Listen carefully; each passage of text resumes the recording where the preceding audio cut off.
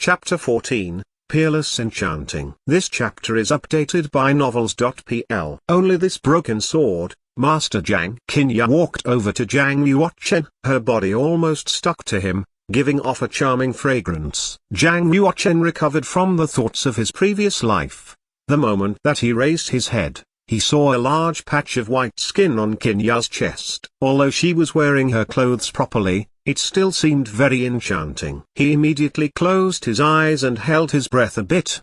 His heart was pounding. He pinched his fingertips at once and forced himself to look at the sword on the wall. Pulling himself together, Jiang Yuochen pointed at a royal blue sword and asked, "Hostess, which level of genuine martial arms is this sword?" Qinya looked a little disappointed and said, "That's a 4th level genuine martial arm called the Flash Shining Sword. There are 14 inscriptions on it, 4 inscriptions of power, 4 inscriptions of ice, 4 inscriptions of electricity, and 2 inscriptions of light. In other words, it has 3 special attributes: ice series, electricity series, and light series. Generally speaking, there would only be 1 inscription on a 1st level genuine martial arm. Only swords with over 10 inscriptions could be considered 4th level genuine martial arms. Whenever an inscription was added, specific powers would be added to an extent.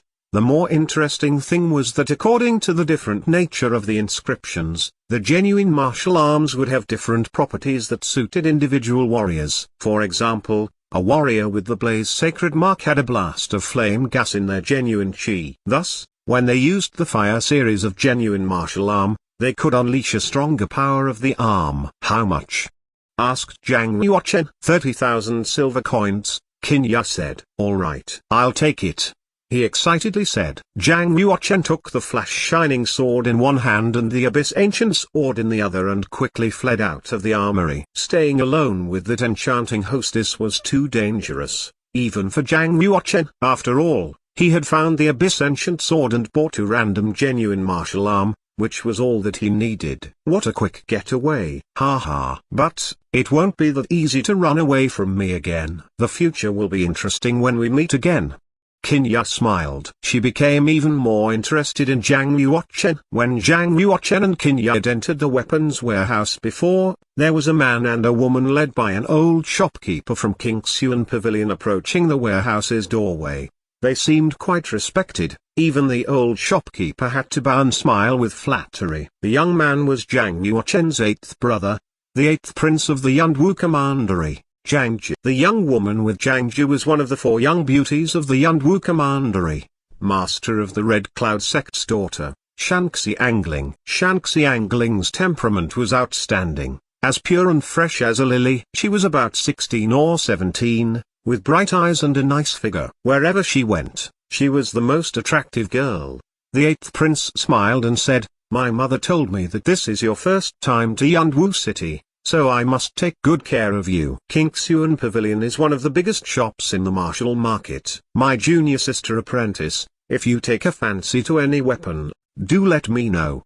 The 8th prince's mother, concubine Xiao, was a student of the Red Cloud sect. She was also the junior sister apprentice of Master of the Red Cloud sect. Therefore, the 8th prince called Shanxi Angling his junior sister apprentice as well. Shanxi Angling gently smiled and said, "Thank you. However, the main purpose of my time in Yunwu City is to meet some geniuses, especially the top genius, the 7th prince. I have heard about him many times and greatly admire him, like many other girls in the Red Cloud sect. But it's so hard to even catch a glimpse of him."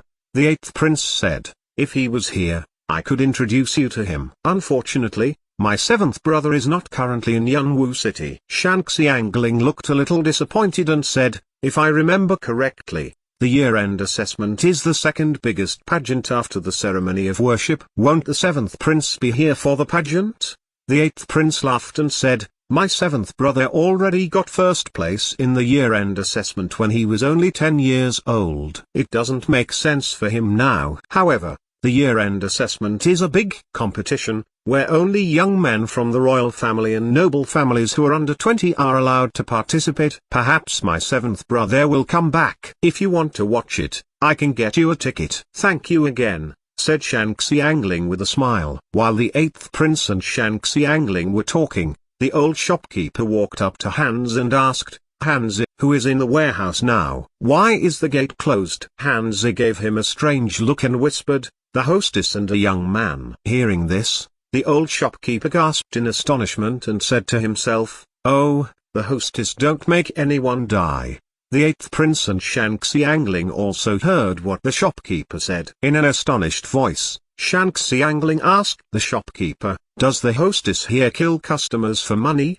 The eighth prince shook his head and said, no, there are just some rumors about the hostess. Rumor has it that the hostess is so extremely beautiful that any man seeing her will fall for her. There's also hearsay that the hostess is cruel and merciless. Many men have died by her hands. What's more, it's said that she is very licentious and had kept many men. She is also a sadist. Many men had their hands cut off and their eyes gouged out. Of course, these are all rumors. I've never seen her in person, so it's hard for me to say what kind of woman she is.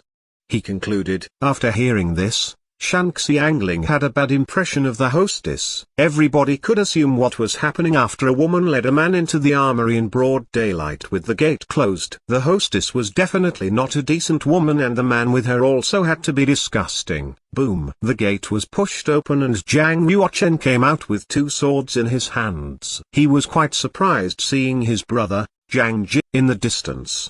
The eighth prince was also surprised to see Zhang Yuochen, but his eyes immediately turned cold and he reprimanded him. My ninth brother, what are you doing here? This is not a place that you should come. Having heard the eighth prince address Zhang Yuochen as his brother, Hans and the old shopkeeper were astonished that Master Zhang really did have a great background. Unexpectedly, he was the son of the Yunwu Commandery prince. At the same time, they were relieved that the hostess had not hurt him. If the ninth prince had gotten hurt here, Qingxuan Pavilion would most likely have been shut down the very next day. Shanxi Angling had also heard of the ninth prince. It was said that he was the only prince who had not obtained his sacred mark. She did not deliberately get to know Zhang Yuochen, so she had no idea that Zhang Yuochen had opened his sacred mark half a month ago. How could a loser like him walk out of the armory?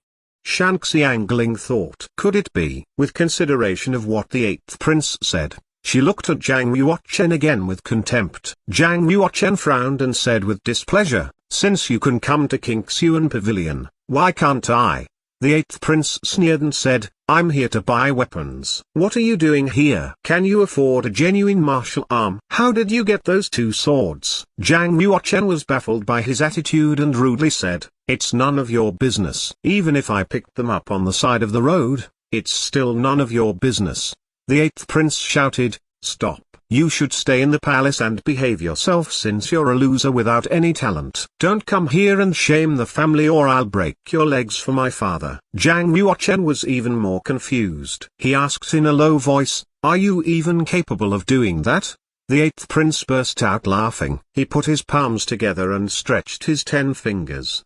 The eighth prince then chuckled. I'll show you what my capability is today. Zhang Yuochen stood there calmly. He pressed his 5 fingers together and moved his genuine chi through his 6 meridians. He scoffed. If there's a fight, then let's fight. Qin Ya stepped out. Oh, your highness. What are you doing? This is Qingxuan Pavilion. It's not an appropriate place to fight. The ninth prince is my distinguished guest, so I must step in if you challenge him here. Qin Ya said with an enchanting smile on her face. Upon seeing Qin Ya, the eighth prince was taken aback by her beauty. He would have lost his mind if Shanxi Angling was not here. Seeing an enchanting beauty like Qin Ya, it was impossible for him to keep calm. The eighth prince looked away from Qin Ya and stared at Zhang Yuochen. He yelled, you are such a disgrace to our family. In the eighth prince's opinion, Zhang Yuochen could never afford any genuine martial arms. The only way he could get them was to be the hostess's secret lover. He was exchanging his body for resources to practice martial arts. In fact, Shanxi Angling shared the same opinion with the eighth prince. What a shame. As the son of the Yunwu Commandery prince, the seventh prince is a top genius while the ninth prince is a woman's lover. What a contrast. Shanxi Angling stared at Zhang Yuochen as she shook her head with a sigh. Zhang Yuochen had no idea what his brother was talking about. He decided not to pay any attention to him because he had done nothing indecent. Holding his 2 swords, He walked outside. Ginya was a very clever woman, so she could somehow tell what the 8th prince and Shang Xiangling were insinuating. She cunningly smiled and said, "Your Highness, 9th prince, if you come here again, I'll treat you well. If you want any other practice resources, just come by and tell me." Hee hee.